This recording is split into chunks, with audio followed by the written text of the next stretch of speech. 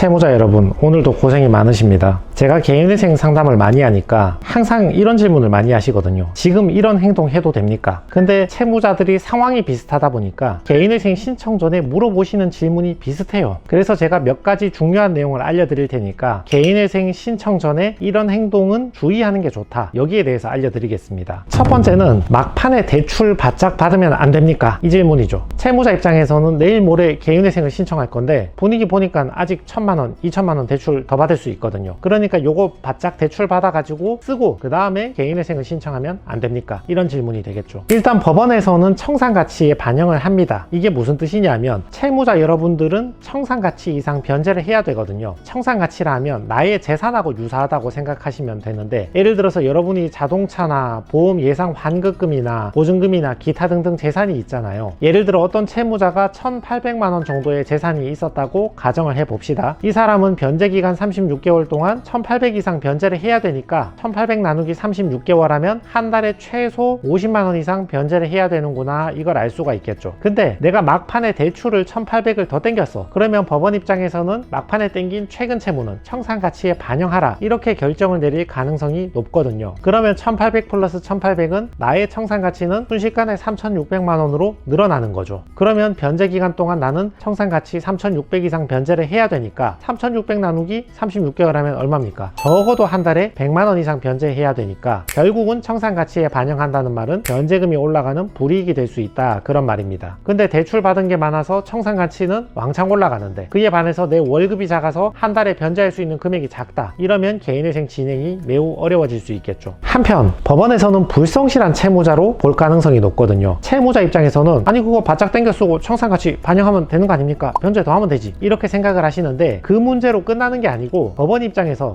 뭐라고 딱히 표현할 수는 없는데, 여러분 최근 대출 말고도 여러 가지 논점이 다 걸쳐 있잖아요. 여러분 개인회생 할 때 채무자 입장에서는 지적되면 불리한 사항들이 많이 있단 말이죠. 근데 그런 사항들을 봐줄만도 한데 아주 엄격하게 원칙대로 법원에서 꼼꼼하게 검토해서 불이익을 준다거나 뭔가 어디서 밉보여 가지고 절차 진행하는 게 계속 힘들어질 수 있습니다. 그러니까 막판에 대출 바짝 땡기는 거는 우리가 좀 삼가해야 된다, 이렇게 이해를 합시다. 자, 거기 참고 자료 보시면요, 법원에서 최근 대출 어디에 사용했는지 사용처를 소명하라 하면서 도표를 보내주거든요. 여러분은 이런 식으로 최근에 대출 받은 거에 대해서 어디 썼는지 일일이 전부 다 소명을 해야 됩니다. 그러니까 막판에 대출 받은 거는 숨길 수가 없는 거죠. 다 보고를 해야 됩니다. 두 번째는 막판에 신용카드 바짝 긁어야지. 이것도 방금하고 유사한 상황이죠. 채무자 입장에서는 지금 채무가 5천이야. 분위기 보니까 변제 못할 것 같아. 그래서 개인회생을 준비를 해야 되는데 보니까 카드 한도가 좀 남아있어. 카드로 긁든지 아니면 카드를 매개체로 대출을 받든지 한 1,000, 2,000 더 땡겨 쓸 수가 있는 겁니다. 그러니까 그거 바짝 땡겨 쓰고 또는 카드 바짝 써버리고 그 다음에 개인회생을 신청하면 되지 않겠느냐, 뭐 이렇게 물어보신단 말이죠. 방금 전에 말씀드린 마지막 대출이나 마지막 카드 사용이나 비슷하게 처리합니다. 법원에서는 청산가치에 반영을 하거든요. 그만큼 여러분들은 더 변제해야 되는 거죠. 그럼 채무자 입장에서는 청산가치 반영하면 될 거 아니냐, 바짝 쓸련다, 뭐 이렇게 생각하실 수도 있는데 방금 얘기했듯이 이게 밉보여 가지고 다른 많은 요소들에서 굉장히 엄격하게 원칙적으로 좀 불이익한 방향으로 절차가 계속 진행되는 수가 있고요. 한편 법원 입장에서는 마지막에 카드를 과도하게 썼다고 판단을 하면 그걸 청산가치에 반영하고 통과시켜줘도 되지만 이 사람 채무에 비해서 지나치게 크다, 지나치게 사치나 과소비 탕진으로 보여진다, 이러면 그냥 기각을 할 권한도 있습니다. 막판에 카드 바짝 땡겨 쓴 게 청산가치에 반영되면 운이 좋은 거지, 채무자 입장에서 청산가치 반영하면 무조건 통과 아닙니까? 이런 권리를 부여한 게 아니죠. 법원 입장에서는 그 자체가 불성실한 채무자로 봐서 채권자 이익을 침해한다고 보고 그냥 기각을 시켜도 되거든요. 그러니까 막판에 카드 바짝 땡겨 쓰는 거는 주의를 하셔야 됩니다. 자료 보시면 법원에서 내준 보정 권고인데 신용카드 사용 대금 채권 관련하여 개인회생 신청 최근 1년 동안 신용카드 사용 내역서를 제출해라. 그리고 1회에 한 번 긁을 때 사용 금액이 50만원 이상인 거 어디에 썼는지 설명해서 제출하시기 바랍니다. 유흥비로 한두 번 썼다, 이러면 청산가치에 반영하고 좋게 통과를 시켜주겠지만 지나치게 과도하게 사치, 탕진, 과소비를 한 게 많이 있다, 이러면 그냥 기각될 수도 있으니까 주의하시기 바랍니다. 세 번째는 번째는 부동산이나 자동차 명의 이전한 거, 이것도 주의하셔야 됩니다. 채무자 입장에서는 내가 뭐 정확히 알아본 건 아닌데 왠지 나의 느낌에 내가 채무가 계속 늘어나면 내 명의로 재산 가지고 있는 게 불리할 것 같으니까 나의 아파트나 자동차를 배우자 명의로 바꾸겠다, 이런 분들도 있고, 또 한편으로는 내가 개인회생을 좀 알아봤는데 청산 가치가 높으면 변제를 많이 해야 되고 불리하다고 하더라, 그러니까 청산 가치를 낮춰야 되니까 나의 배우자나 자녀에게 부동산이나 자동차 같은 재산을 명의 이전을 해주면 유리하지 않겠느냐, 뭐 이런 질문들을 많이 하시는 거죠. 법원 입장에서는 재판 시작하자마자 제일 먼저 찾아보는 게 명의 이전입니다. 이게 아니라면 개인회생 재판 단계에서 법원이 뭘 검토할 게 있겠습니까? 가장 먼저 검토하고 제일 중요하게 검토해야 되는 게 재산 빼돌린 거, 명의 이전한 거,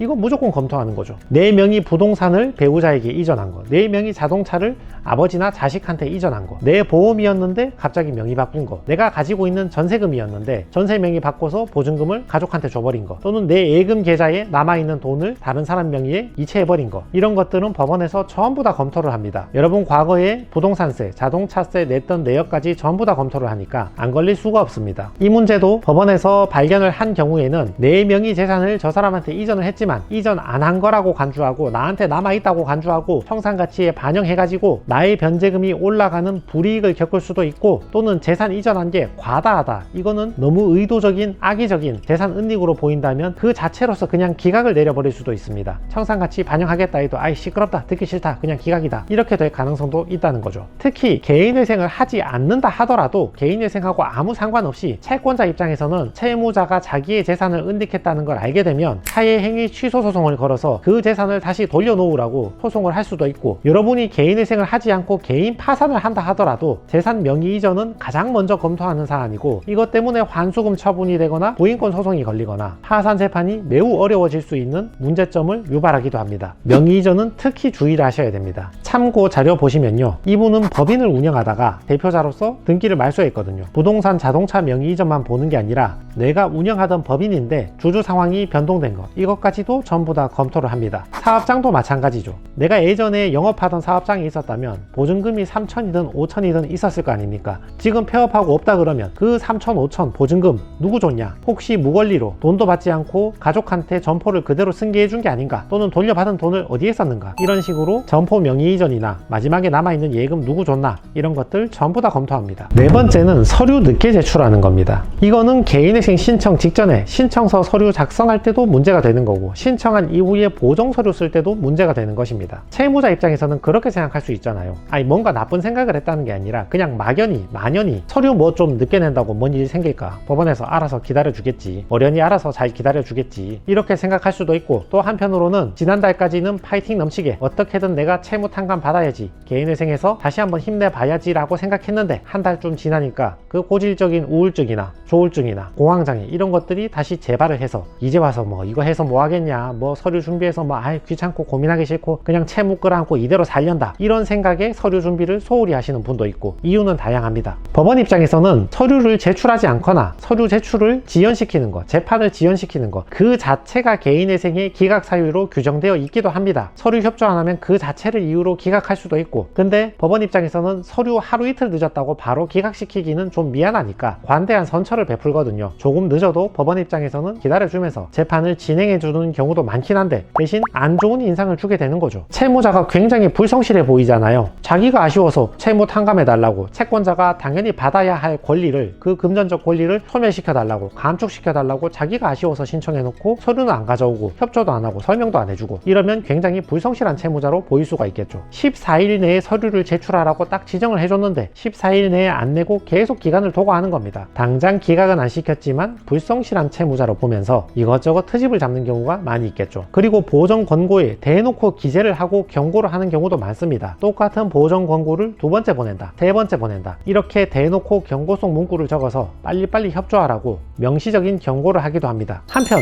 변호사 입장에서도 마찬가지입니다. 법원에서 14일 내에 서류를 제출하라고 보정 권고를 보냈는데 채무자가 13일째에 서류를 갖다 주시면 어떡합니까? 저희도 뭔가 서류를 받으면 이걸 받아가지고 타이핑 치고 작성하고 스캔하고 첨부해가지고 만들어가지고 법원에 보내야 되잖아요. 근데 마감기한이 14일인데 13일째 서류를 갖다 주면 저희도 작성할 시간이 없잖아요. 그러니까 최대한 빨리빨리 갖다 주셔야 됩니다. 참고로 개인회생에서 기각이 되면 대부분 이것 때문에 기각이 됩니다. 서류 늦게 내거나 안 내거나 이런 것들, 특히 내 명의 재산을 제3자한테 이전했다거나 뭔가 은닉한 게 있다거나 그래서 설명하기 굉장히 까다롭고 난처한 부분이 있을 때 설명 안 하려고 버티고 계신 채무자들, 그거 서류 못 제출하면 기각이 되는 수가 있습니다. 어찌됐건 나를 위한 절차잖아요. 채무자가 나 자신의 채무를 탕감받고 내가 이득을 보기 위한 절차이니까 서류를 취합해서 내는 것이 다소 정서적으로 부담이 된다 하더라도, 시간상으로 부담이 된다 하더라도 나를 위한 절차이니까 하루 열심히 힘내가지고 서류 좀 취합해가지고 어서 개인회생을 통과를 해봅시다. 여러분 채무 1억 중에 절반 5천만 원만 탕감받는다 하더라도 여러분 어디 가서 하루 일했다고 5천만 원 일당 주는 데가 있겠습니까? 그러니까 하루 서류 열심히 준비해서 제출하는 것은 나한테 가장 큰 이득이다, 이렇게 생각하고 열심히 한번 해봅시다. 참고 자료 보시면 법원에서 내준 보정 권고인데, 채무자는 이 보정 권고를 송달받은 날로부터 7일 이내에 아래 사항에 대해서 보정하여 주시기 바랍니다. 다른 보정 권고 보시면 송달받은 날로부터 14일 이내에 보정하기 바랍니다. 다른 거 보시면 7일 이내에 보정하시기 바랍니다. 다른 거 보시면 20일 이내에 보정하시기 바랍니다. 법원 따라서, 사건 난이도 따라서 법원이 지정해주는 기간은 다르지만 대체로는 7일에서 20일 정도의 기간을 주니까 하루 이틀 만에 갑자기 가져오라는 거 아니니까 미리미리 준비를 해서 채무를 감축시켜 보도록 합시다. 그래서 개인회생 신청 전에 이렇게 행동하면 망할 수 있다,